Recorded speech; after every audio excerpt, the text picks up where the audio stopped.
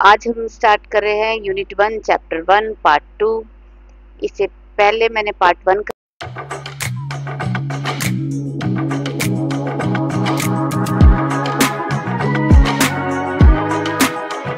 Good morning, कैसे हो आप सब? आई होप आप सब बहुत बढ़िया होंगे। ठीक है, तो आज हम स्टार्ट कर रहे हैं यूनिट 1 चैप्टर 1 पार्ट 2। इससे पहले मैंने पार्ट 1 कराया था जिसमें हमने पाइथन के बेसिक्स किए थे। कराने जा रही हूँ आपको पार्ट 2 जिसमें हम कवर करेंगे फंक्शंस ऑफ द पाइथन में फंक्शन क्या होते हैं, मॉड्यूल्स क्या होते हैं, इनबिल्ट फंक्शन क्या होते हैं, यूजर डिफाइंड फंक्शन क्या होते हैं और स्ट्रिंग के कुछ ऑपरेशंस। ठीक है, तो सबसे पहले फंक्शंस करते हैं। A function is a name sequence of statement.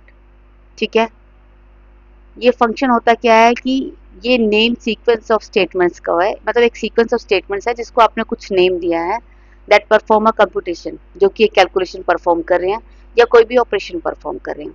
ठीक, अच्छा जी। और ये it contains the line of codes. Single line of code भी हो सकता है, मल्टीपल लाइन ऑफ कोड भी हो सकते हैं, that are executed sequentially from the top to bottom. ठीक है, ये टॉप टू बॉटम जो है आपके सीक्वेंशली परफॉर्म करते हैं। यहाँ पर आपके पास जो फंक्शंस हैं उनकी 3 टाइप्स की कैटेगरी हैं। फर्स्ट है module, second built in and third user defined. तो फंक्शन आप ये समझ चुके हो क्या होता है, सीक्वेंस ऑफ स्टेटमेंट है। ठीक है, सीक्वेंस ऑफ स्टेटमेंट है जिसको एक नेम दिया गया है और ये परफॉर्म करते हैं कुछ भी, किसी जिस भी कंप्यूटेशन को सोचकर आपने सीक्वेंस ऑफ स्टेटमेंट्स बनाई हैं या करी हैं उसको परफॉर्म करती है। ये फंक्शन आपकी 3 टाइप्स की है जिसमें एक हो गया मॉड्यूल, बिल्ट इन फंक्शन और user defined function. Module, module is a file containing Python definitions.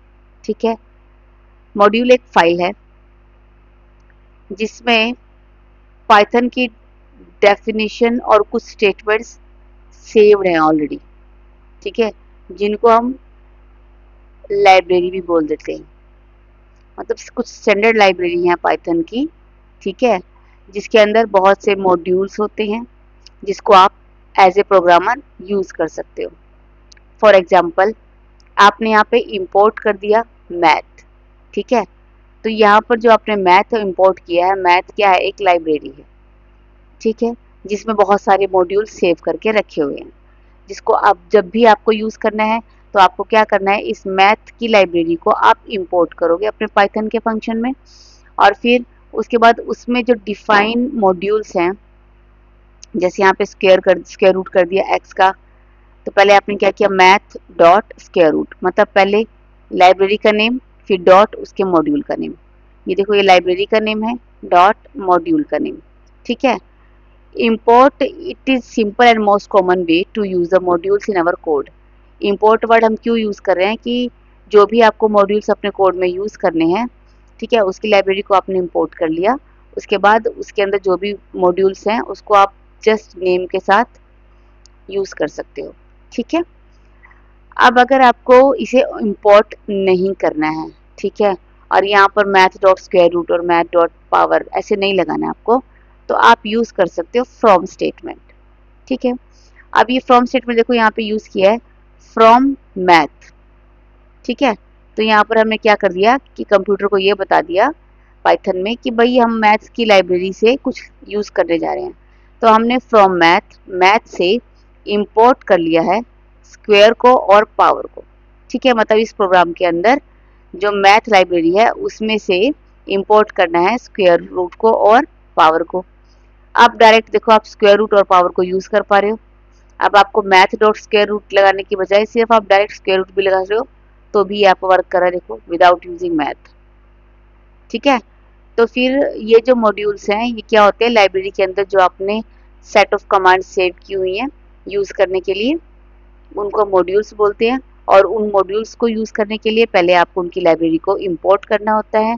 अगर आपको लाइब्रेरी फुली इंपोर्ट नहीं करनी है, अगर आप उसके 2-4 मॉड्यूल्स ही यूज़ करने हैं, तो आप फ्रॉम स्टेटमेंट भी लगा सकते हो कि from this library import this function and this function और दिस मॉड्यूल।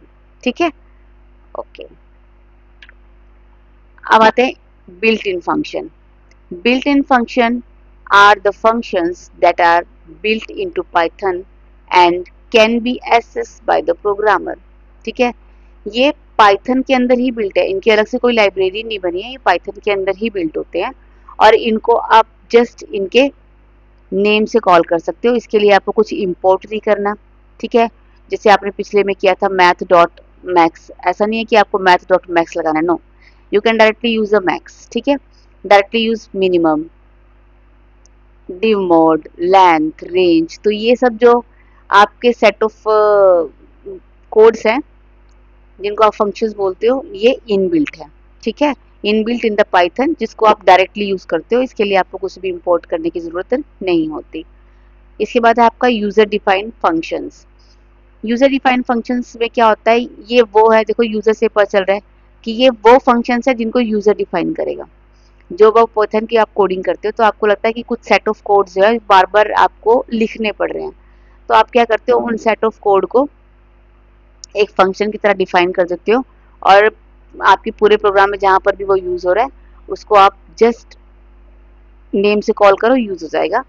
और अगर आपको जो आपने डिफाइन किया है फंक्शन, ठीक है, इस फंक्शन को आपको किसी और प्रोग्राम में यूज करना है तो you can use it in other programs by importing them. जैसे हमने पीछे आपको बताया था कि आपने क्या किया था, इंपोर्ट मैथ की लाइब्रेरी इंपोर्ट कर दी। इसी टाइप से आपका जो फंक्शन है उसको आप इंपोर्ट कर सकते हो दूसरे पाइथन प्रोग्राम्स में भी।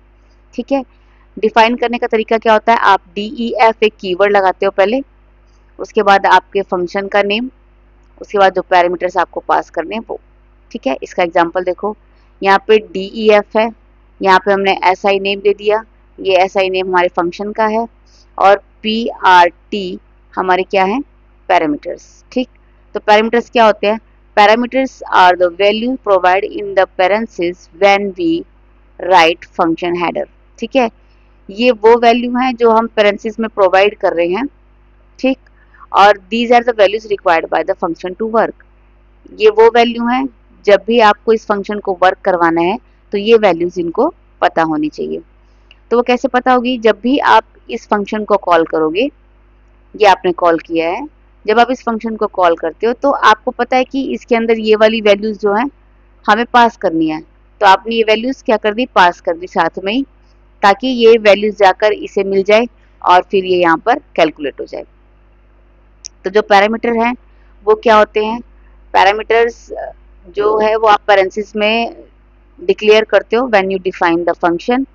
और आर्गुमेंट क्या है, ये वो वैल्यूज हैं जो आप पास करते हो when you call the function. ठीक है, ये जब आप फंक्शन को डिफाइन करते हो तो जो आपने वेरिएबल यूज किए पैरामीटर्स हैं, आर्गुमेंट्स क्या होते हैं, वैल्यूज होती हैं। जब आप फंक्शन को कॉल कर रहे हो उस टाइम जो आप पास कर रहे हो वो क्या होते हैं, आर्गुमेंट्स। इसके बाद आ गया आपका स्ट्रिंग। स्ट्रिंग क्या होता है, consecutive sequence of the characters. ठीक है, जैसे कि आपने यहाँ पे लिख दिया हेलो, तो यहाँ पे क्या है, देखो आपके पास लगातार कंसेक्यूटिव क्या है, आपके पास कैरेक्टर ऑफ सीक्वेंस है जिसको आप बोल देते हो स्ट्रिंग। ठीक है, an individual character in a string is assessed using a subscript और इंडेक्स। स्ट्रिंग में आप हर एक कैरेक्टर को अलग से यूज कर सकते हो, एक्सेस कर सकते हो बाय यूजिंग इंडेक्स। इनको इंडेक्सिंग दी होती है 0, 1, 2, ये इंटरनली इनकी इंडेक्सिंग गिवन है। ठीक है, गिवन होती है, तो ये पॉजिटिव और नेगेटिव नंबर से हो सकती है। तो ये जो है आप अलग अलग से हर एक कैरेक्टर को यूज कर सकते हो बाय यूजिंग इंडेक्स नंबर। ठीक है, स्ट्रिंग के ऊपर जो आप ऑपरेशन परफॉर्म करते हो, कनकैटेनेशन, रिपीटिशन, ये मैंने आपको बताया था अपने लास्ट वीडियो में। ठीक है, अब हम ये करेंगे इन मेंबर, नॉट इन मेंबर। इसको मैं आपको प्रैक्टिकली बता देती हूँ। देखो यहाँ पे आपके पास एक वेरिएबल पहले से डिक्लेयर है, अब मैं यहाँ पर प्रिंट कर रही हूँ, प्रिंट। हमने यहाँ पर एक कैरेक्टर लिख लिया क्यू, पहले इसको कैरेक्टर लिखो क्यू इन ए। ठीक है, अब आपका आंसर ये कोड क्या कह रहा है कि जो क्यू है वो ए में है या नहीं। क्या ये ए में है, तो नहीं है, तो क्या आना चाहिए आंसर, फॉल्स।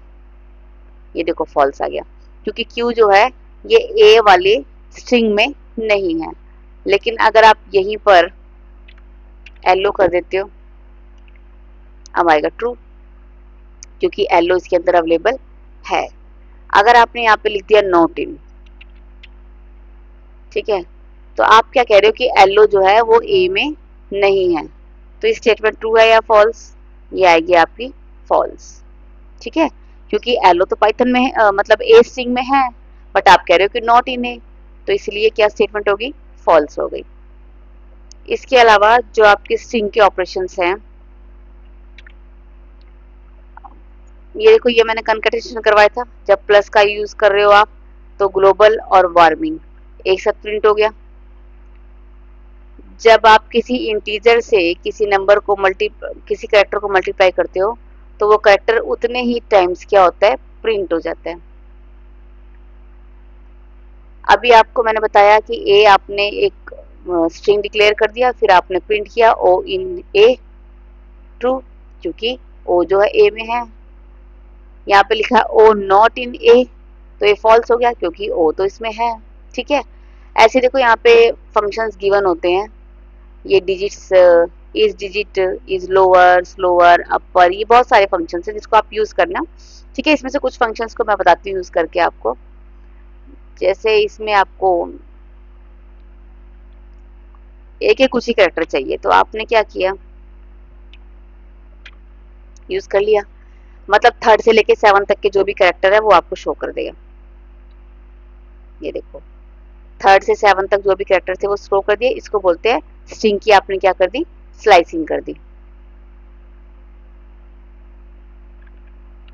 अब स्ट्रिंग डॉट अपर कर दोगे। अपर एक आपका इनबिल्ट फंक्शन है, देखो इसके लिए मुझे कुछ भी, अब ये जो इनबिल्ट है इसके लिए मुझे कुछ भी इंपोर्ट करने की जरूरत नहीं है, मैंने डायरेक्ट इसको यूज किया है। ये देखो, ये क्या होगा? कैपिटल लेटर में। इसको आप लोअर कर दोगे तो सब कुछ क्या हो जाएगा? लोअर में हो जाएगा।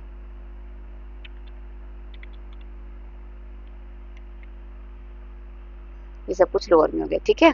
तो इस टाइप से आपके कुछ ये फंक्शंस हैं स्ट्रिंग के, जो आप इसमें यूज करते हो। तो इसके साथ ही हमारी आज की वीडियो मैं कंप्लीट करती हूँ। मिलते हैं नेक्स्ट वीडियो में। Till then, bye bye.